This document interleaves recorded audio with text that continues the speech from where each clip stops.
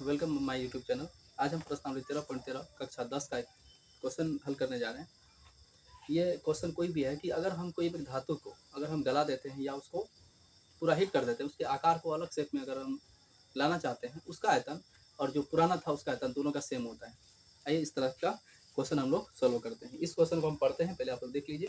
Question आपको screen पर दिख जाएगा। कह रहा है कि त्रिज्या 4.2 सेंटीमीटर वाले एक धातु के गोले को पिघला दिया गया है और पिघला कर त्रिज्या 6 सेंटीमीटर वाले एक बेलन के रूप में ढाला जाता है और बेलन की ऊंचाई ज्ञात करें। ठीक है, देखते हैं इस क्वेश्चन को हम कैसे बनाते हैं। कोई एक गोला है, ये गोला कितना त्रिज्या का है, दिया है 4.2 सेंटीमीटर का। ठीक है, और इसको इतना पिघलाया, इसका शेप किस तरह बन गया है, एक बेलन के आकार का। बेलन इस तरह से हो जाएगा, इस तरह से बेलन हो गया। और बेलन का जो त्रिज्या है कितना है, 6 सेंटीमीटर है। यहाँ पे 6 सेंटीमीटर दिया, यानी कि इसको पिघला करके क्या बना दिया गया, एक बेलन। और बेलन का पूछा है हाइट, यहाँ से लेकर यहाँ तक ये क्या है, हाइट है। यानी कि हाइट बराबर क्या होता है, निकालना है हम लोग को। ठीक है, तो अब इस प्रश्न को हम लोग सॉल्व करते हैं। ठीक है, चलिए देखते हैं। अगर हम यहाँ पे देख लेते हैं कि एग्जाम्पल इसका जब अगर हम लोग किए थे, एग्जाम्पल में ये कहता है कि अगर किसी वस्तु को आप पिघला दिए हैं या उसका शेप चेंज कर दिए हैं सेम तरह का क्वांटिटी के साथ, इसका शेप हम चेंज किए केवल। अब इसका आयतन और इसका आयतन दोनों क्या होता है, इक्वल होता है। ठीक है, जैसे अगर हम लिख देते हैं गोला है, लिखेंगे गोले का आयतन इक्वल बेलन का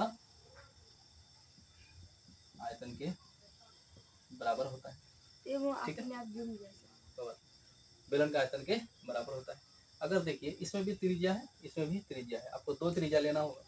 तो किसी एक को क्या ले सकते हैं, हम इसको कैपिटल आर ले लेते हैं, इसको स्मॉल आर ले लेते हैं। ठीक है, मान लीजिए कि गोले की त्रिज्या बराबर कैपिटल आर और बेलन की त्रिज्या बराबर स्मॉल आर।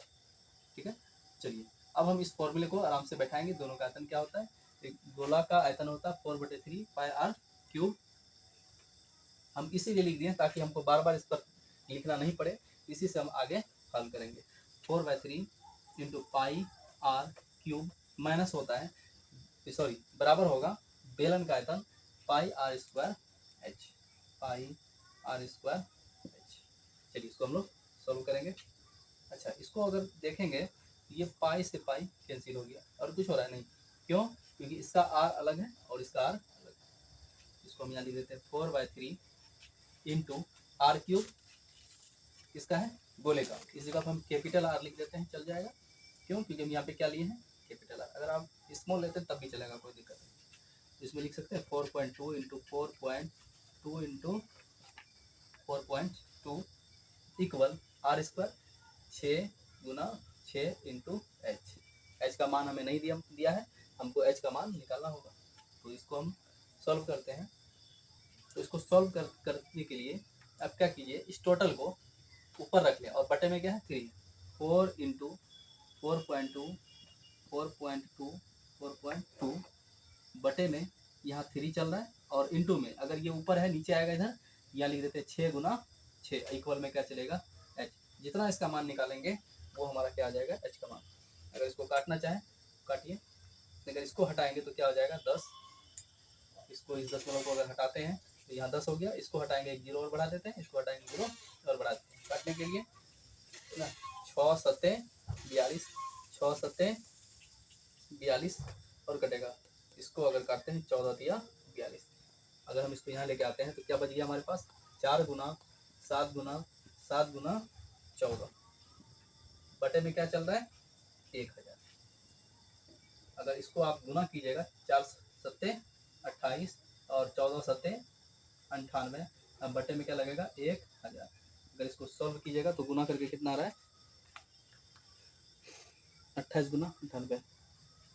इसको गुना करके देखिएगा तो 2744 आएगा। 1000 से आपको भाग देना है, 1 2 3 अंक के बाद आपको दशमलव लगा देना है। 2.744 सेंटीमीटर इसका हाइट आती है। इस तरह हम लोग इसको आराम से सॉल्व कर लिए। आइए अब अगले प्रश्न की ओर बढ़ते हैं।